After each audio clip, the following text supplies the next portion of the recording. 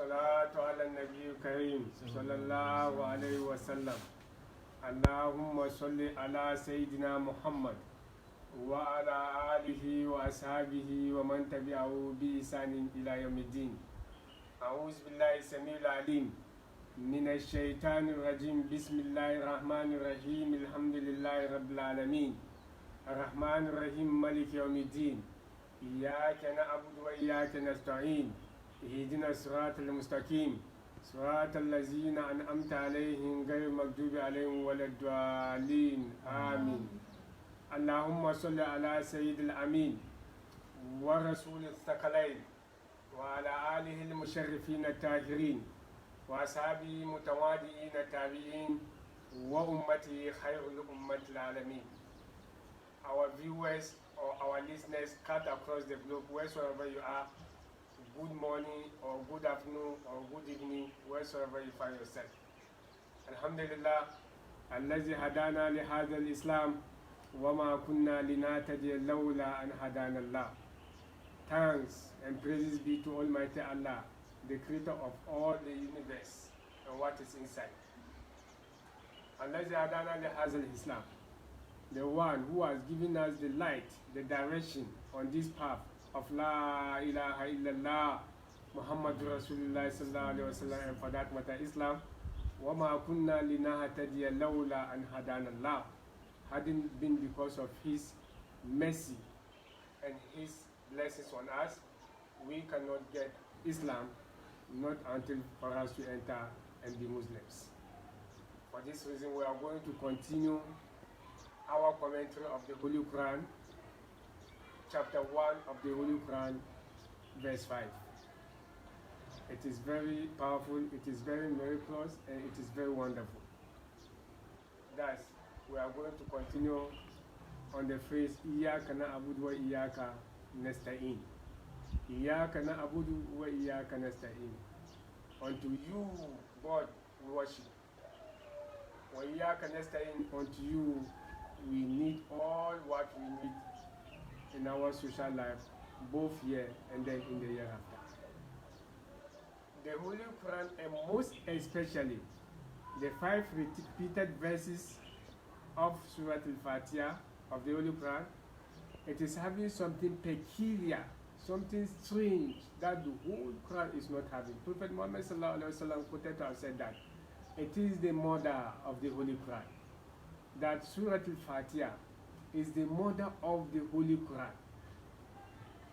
Look at Surah Al-Baqarah, look at Surah Al-Imran, look at Surah Al-Nisa, look at Surah Al-Ma'idah, look at Surah Al-An'am, look at Surah Al-Araf, Surah Al-Anfal, Surah Al-Tawbah, Surah Yunus, Surah Al-Hud, Surah Yusuf, Surah Al-Rad, Ibrahim, Surah, all these chapters of the Holy Quran.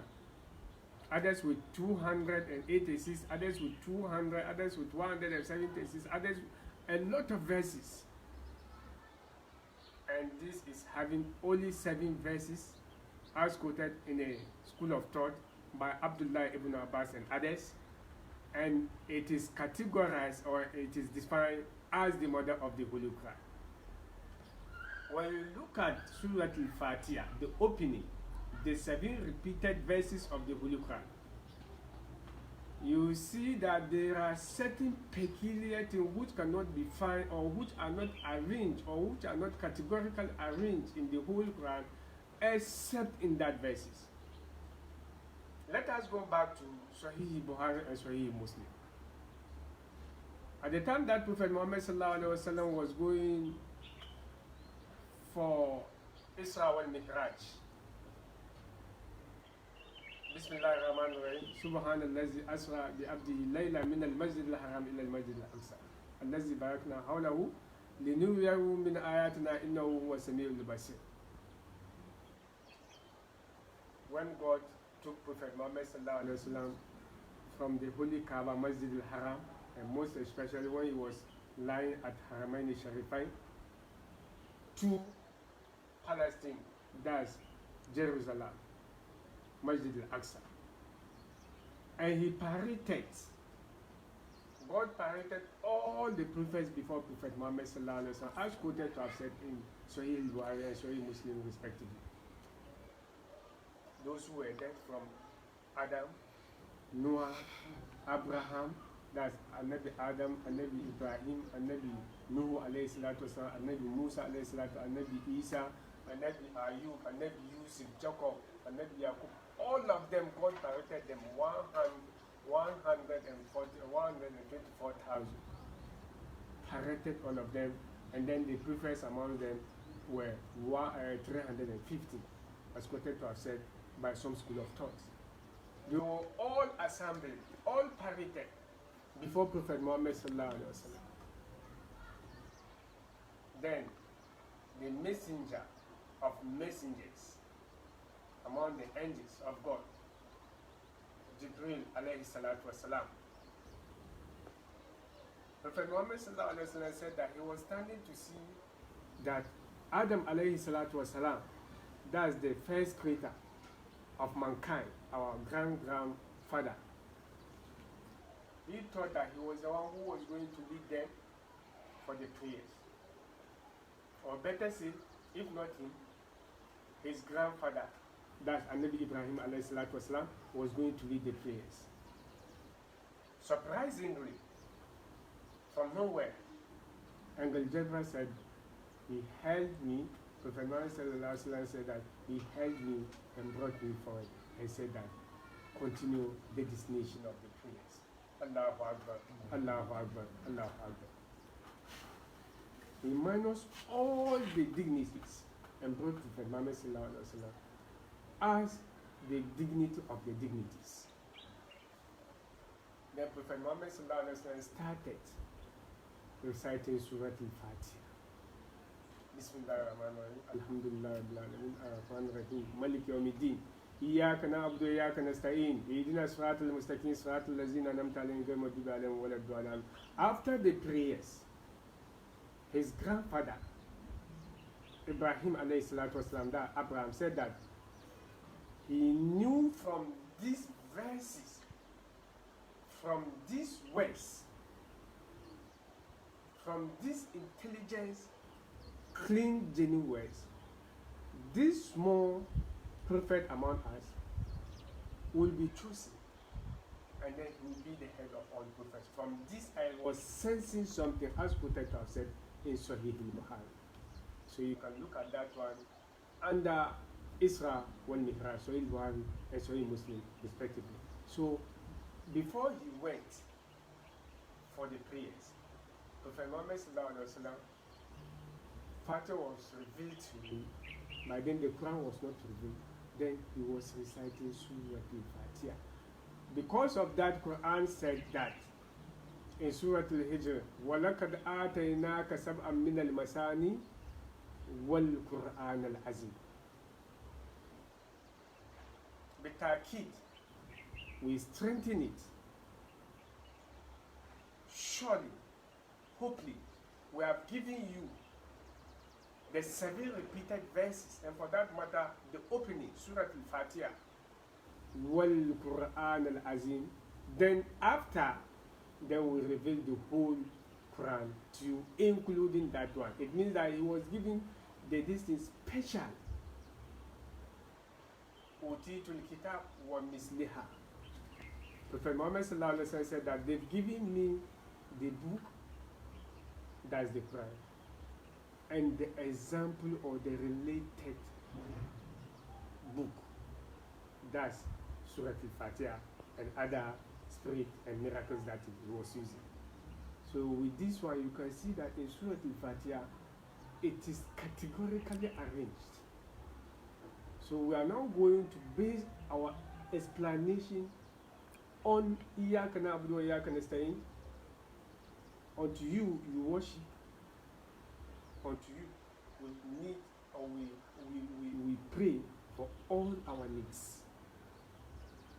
So the reason why we are explaining this one is that we want people to know the magnitude. Prophet Muhammad sallallahu alaihi wasallam, it's not that he just chose Surah Al-Fatiha, he chose it for nothing and said that is the mother of the Holy Quran. When we say something is the mother of something, it means that they think there is something peculiar, there is something very, very, very, very strange in that thing. When you look at, before we go on the commentary of Iyyaka na'budu wa Iyyaka nasta'in, when we look at Surah Al-Fatiha, it begins with Bismillahir Rahmanir Rahim. From some school of thought, this Bismillahir Rahmanir Rahim is a verse on its own for the Surah Al-Fatiha in particular, not for the rest of the 113 in the Holy Quran in general, except Surah Al-Tawbah, which has no any Bismillahir Rahmanir Rahim.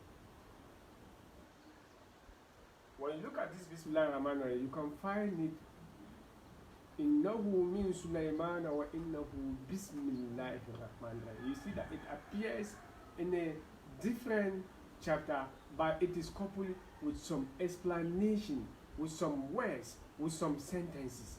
It is not just a Bismillahir Rahmanir Rahim. The Surah Al-Naml. Then you can also find it in Surah Al-Hud, but in Surah Al-Hud too, it didn't say Bismillah Rahman Rahim. It said Bismillah Majriha wa Mursaha. But in Surah Al-Fatiha, it started with Bismillah Rahman Rahim. The next verse is Alhamdulillah Rabbil Alameen. When you look at the Holy Quran, you can also get the Alhamdulillah Rabbil Alameen, but it is something that attached to. When you look at the end of Surah Zumar, you see the Holy Quran is saying, وَتَرَى الْمَلَائِكَةِ حَافِينَ مِنْ أَوْلَ الْعَرْشِ يُسَبِّحُونَ بِحَمْدِ رَبِّهِمْ وَقُضِيَ بَيْنَهُم بِالْحَقِّ وَقِيلَ الْحَمْدُ لِلَّهِ رَبِّ الْعَالَمِينَ. It's a statement of the angels in the day of judgment. They are thanking Almighty Allah for the promises He made, most especially for those who are going to paradise. May Almighty Allah grant us paradise, most especially Jannatul Firdaus. And those who are going to hell too, as He promised, He also delivered. And they, angels of God, they finish their work. They have nothing doing after the judgment. Because of that, they say, Alhamdulillah, Alhamdulillahi Rabbil Alameen. When you look at Ar-Rahman Rahim, that I'm just making an argument. The reason why Prophet Muhammad is saying that is the mother of all what? Verses, is the mother of all what? Chapters of the Holy Quran. The 114 chapters of the Holy Quran, Surah Al-Fatiha is the mother. Ar-Rahman Rahim. When you look at the word, the phrase, or when you look at the phrase Ar-Rahman Rahim in Surah Al-Fatiha, you can also pick it in Surah Al-Baqarah. وَإِلَهُكُمُ إِلَهٌ وَاحِدٌ لَا إِلَهَ إِلَّا هُوَ الرَّحْمَنُ الرَّحِيمُ. But in Surah Al-Baqarah, it did not start with Bismillah ar-Rahman Rahim, no Alhamdulillah Rabbil Alameen before Ar-Rahman Rahim. It started with Bismillah ar-Rahman Rahim, Alif Lam Mim, Zalika al-Kitab, La Rayba Fihi Hudan lil-Muttaqin. So, وَإِلَهُكُمُ إِلَهٌ وَاحِدٌ لَا إِلَهَ إِلَّا هُوَ الرَّحْمَنُ الرَّحِيمُ. Then you can get it. Ar-Rahman Rahim, you can also pick it in Surah Al-Baqarah. Malik Yawmiddin. When you look at Malik Yawmiddin, you can also get Malik Yawmiddin in Surah Al-Ghafir. لِمَنِ الْمُلْكُ الْيَوْمِ لِلَّهِ الْوَاحِدِ الْقَهَّارِ. When the king of all kings, by then not even king, the king of himself, not the king of all kings, because that day no king, no chief, no any protocol, no any primacy, nothing is there. So is the king of himself. The man in the Molekuliyo, who is the owner of this day, who is going to make the judgment, who is going to pay the debt of what happened on the surface of the earth. And you answer to himself. He is the only one who is the most powerful, most sophisticated on all things and everything. So you can see Malik Yawmiddin, then you can see that Malik Yawmiddin is also when you pay it to Liman al-Mulk al-Yawm lillahi wahidil qahhar. Iyyaka na'budu wa iyyaka nasta'in. That is the topic that we are now going to explain today. Iyyaka na'budu wa iyyaka nasta'in, you also get it in Surah Al-Ikhlas, Surah Al-Tawheed. That's Quran 112, Surah Al-Tawheed, Qul Huwallahu. Iyyaka na'budu wa iyyaka nasta'in simply means huwallahu ahadillahu samad. Iyyaka na'budu wa iyyaka nasta'in means huwallahu ahad. Kul huwallahu ahadillahu samad. That's iyyaka na'budu wa iyyaka nasta'in. Say, you Prophet Muhammad sallallahu alaihi wasallam, to the people, to the pagans of Mecca, to the pagans of Medina, to the pagans of the all and Arabian Peninsula, and each and every one from the time that you are alive to your death, all to the day of resurrection or the day of reckoning. Say, Huwallahu Ahad. He is the only one who should be worshipped. That's unto him we worship. As Samad means that's An-Nasta'in. As Samad means that the one that he doesn't belong to anything, he doesn't need anything, he can't pray for anything, he doesn't depend anything, everything needs him, he doesn't need nothing. Bismillahirrahmanirrahim. Malik yawmiddin. Iyyaka na'budu wa iyyaka nasta'in. Ihdinas siratal mustaqim. Ihdinas siratal mustaqim. You can find it in various verses of the Holy Quran. Bismillahirrahmanirrahim. Inna fatahna laka fatahan mubina liyaghfira laka ma taqaddama min dhanbika wa ma yutimmu ni'matahu 'alayka wa yahdiyaka siratan mustaqima wa yansuruka Allahu nasran azizan. So you can see that one too is also in Surah Al-Fatih. Then Sirat al-Lazina an'amta alayhim. That one you can get it in Surah An-Nisa. وَمَنْ يُطِيعِ اللَّهَ وَالرَّسُولَ فَأُولَٰئِكَ مَعَ الَّذِينَ أَنْعَمَ اللَّهُ عَلَيْهِمْ مِنَ النَّبِيِّينَ وَالصِّدِّيقِينَ وَالشُّهَدَاءِ وَالصَّالِحِينَ وَحَسُنَ أُولَٰئِكَ رَفِيقًا. That's Sirat al-Lazina an'amta alayhim. Then you can also get it. وَمَنْ يُطِيعِ اللَّهَ وَالرَّسُولَ فَأُولَٰئِكَ مَعَ الَّذِينَ أَنْعَمَ اللَّهُ عَلَيْهِمْ مِنَ النَّبِيِّينَ وَالصِّدِّيقِينَ وَالشُّهَدَاءِ وَحَسُنَ أُولَٰئِكَ رَفِيقًا. In Surah An-Nisa, غير المغضوب you also get it in Surah An-Nisa, Surah Al-Ma'idah. لئن الذين كفروا من بني إسرائيل على لسان داود وعيسى بن مريم هل أولئك شر مكانا. You get it لئن الذين كفروا من بني إسرائيل على لسان داود وعيسى بن مريم up to the end of the verse. So you see that, and then to the extent that they turn them into what? Into pigs. Then you can also get it in Surah Al-Araf. لقد علمتم الذين اعتدوا منكم في سبت فقلنا لهم كونوا قردة خاسئين. It's also in Surah Al-Baqarah. ولا الضالين أولئك شر مكانا وأضل سواء السبيل. So this is Surah Al-Baqarah. So you can see that all that you are seeing, it is split in all chapters and all verses of the religion. So our commentary today is going to be on Iyyaka na'budu wa iyyaka nasta'in. Unto you, Almighty, we worship. And our needs, the one that we know, the one that we don't know, the one that we request, the one that we can request, the one that we cannot foresee with our sight, with our thought of reasoning, both here and in the hereafter. It is all unto you that we need for you to provide for us. So we are now going to take these challenges. Some people are saying that why is it that we should worship Almighty Allah? There is no need for any God because they are free thinkers. So we have to start with that one before we can also move on. So that because there are a lot of logics, there are a lot of explanations, there are a lot of things here under Iyyaka na'budu wa iyyaka nasta'in. And they said that no, he has done nothing to us. And God said that وَمَا خَلَقْتُ الْجِنَّ وَالْإِنسَ إِلَّا لِيَعْبُدُونِ مَا أُرِيدُ مِنكُم مِّن رِزْقٍ وَمَا أُرِيدُ أَن يُطْعِمُونِ إِنَّ اللَّهَ هُوَ الرَّزَّاقُ ذُو الْقُوَّةِ الْمَتِينُ. إِيَّاكَ نَعْبُدُ وَإِيَّاكَ نَسْتَعِينُ. The reason for the creation, the purpose for the creation, is only for us to worship Almighty Allah and to recognize His primacy. That's all, but nothing else. Now, before we came, there was an agreement in Al-Mazad about this worship. Alastum bi rabbikum qalu bala. For example, from now till 50 years, if the world is not up to its end, people will come. There are a lot of generations, maybe in the century, decades. Now, their mothers are not yet born. The question is that where are they? They are in Alamazan. All of us here, the people of this generation, hardly for us to get someone who is 170 years, approximately. So when they minus all of us, after 170 years, there's 200 years back, all of us on the surface of the earth, no one was there. But we now found ourselves.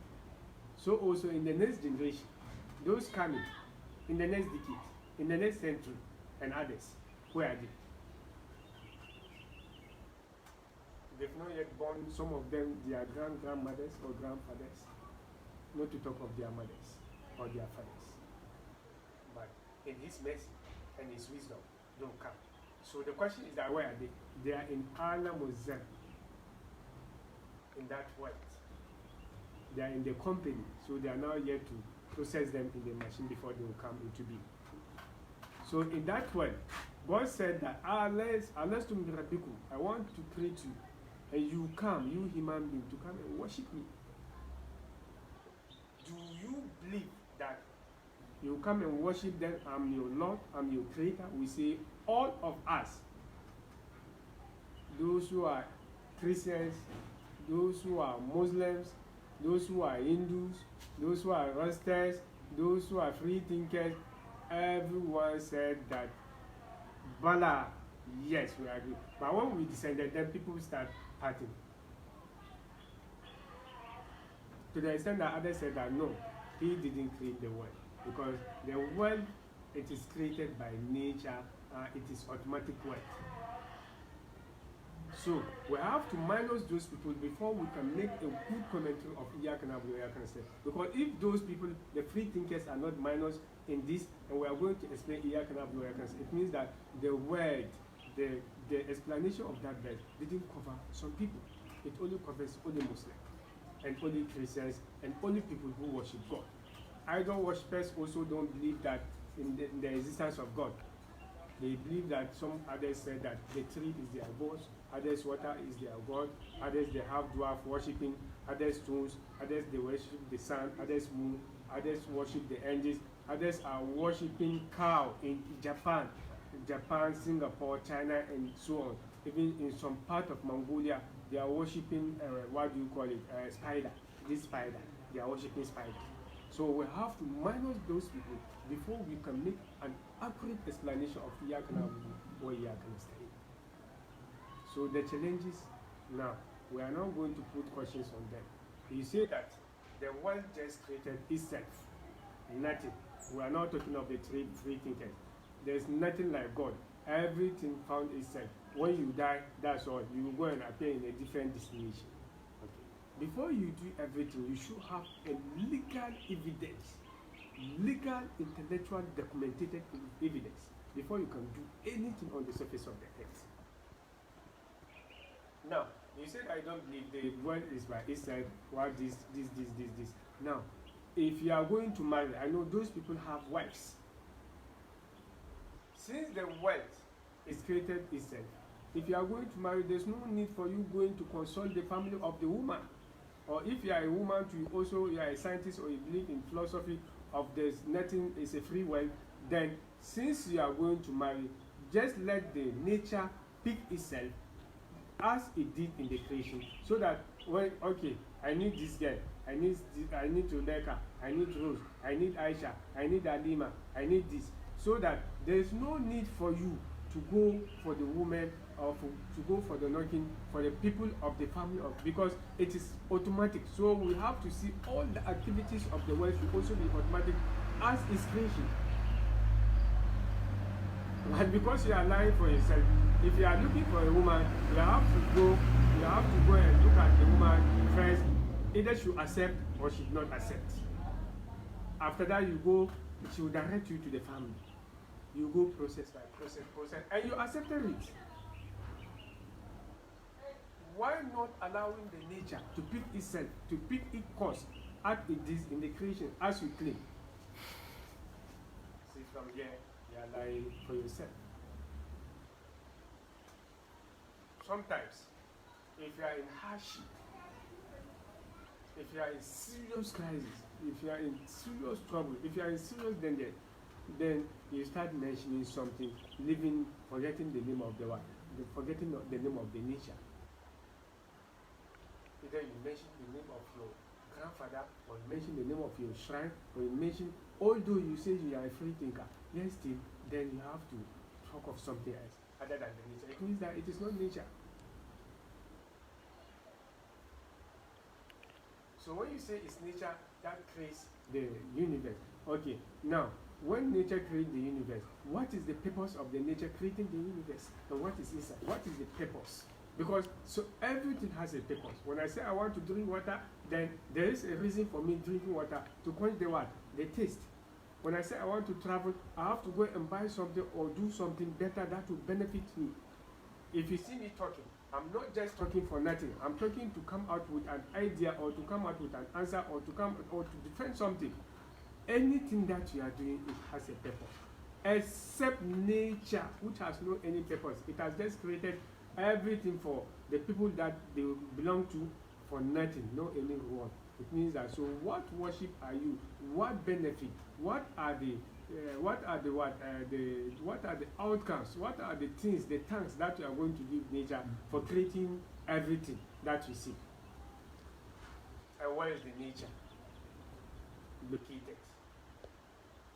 Even the most stupid idea of nature, belonging nature, is that the nature is a word, it's an English word, or it's a French word, or it's a Greek word, or whatever word it belongs to.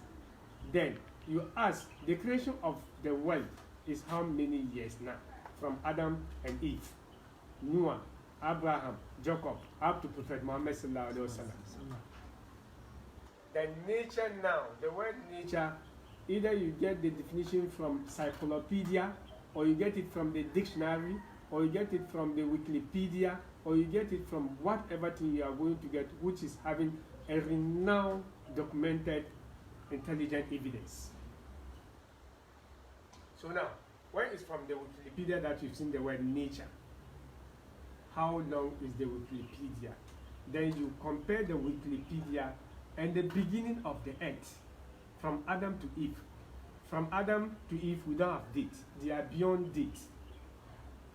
So the Wikipedia, the day that they sat, the cabinet who sat and said nature, your first word of hearing nature, your first day, or your first time of hearing nature. People, an association of peoples, grammarians, sat and said that, okay, let us look at nature. What is even the definition of nature? When they ask you what is the definition of nature? So that day, before they were born, was the word in existence? That's the question. So the word was in existence before you knowing the word nature. So the other days that they did not discover grammarians, and then their minds didn't go to let us assemble how we can do dictionary, how we can do encyclopedia, how we can do Google Wikipedia. Then that word was there. So is that word for nature again? And where are the agents of nature on the surface of the earth?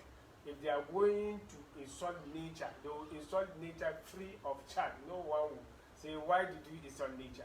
But if you want now, come out and insult God and see the agents of God on the surface of the earth. Come out and do something negative to the Holy Quran, as the man did in the USA some time ago, or you come out and insult Prophet of God like Prophet Muhammad sallallahu alaihi wasallam, as it happened in France, as also it happened in Denmark and other parts of the world, and see the reactions of the people who belong to. Come and insult Jesus Christ and see the behavior of Christians. Come and insult Moses. You maltreat Moses. You do a lot of things on the social media and see that whether you see a response from the Israelis and then Muslims and some part of Christians. But it is only the hopeless nature that you can insult. No one will say, why did you insult nature? And nature will itself will also be happy. So it's only in the Guinness Book of Records that are the Guinness Book of Records are the defenders of nature, and the old grammarians who also said and thought that nature is created. Nature has no background. Nature has no ground. Nature has no land. Nature has no surface ground. like the aircraft, like the airport, like the harbor, like the land for farming. It means that nature is the most hopeless and the pity creator, that you are assuming that it creates everything. Because nature, you can't do anything, then it doesn't need any reward for its creation, because it created the world for nothing.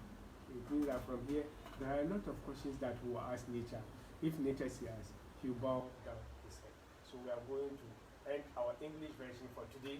Then we will continue with the Hausa version. Those of you, our listeners, listening to Hausa globally, you take your seat and listen to the Hausa version. In summary, we are going to minus all the nonsense about the nature, about the idol worshippers and the rest.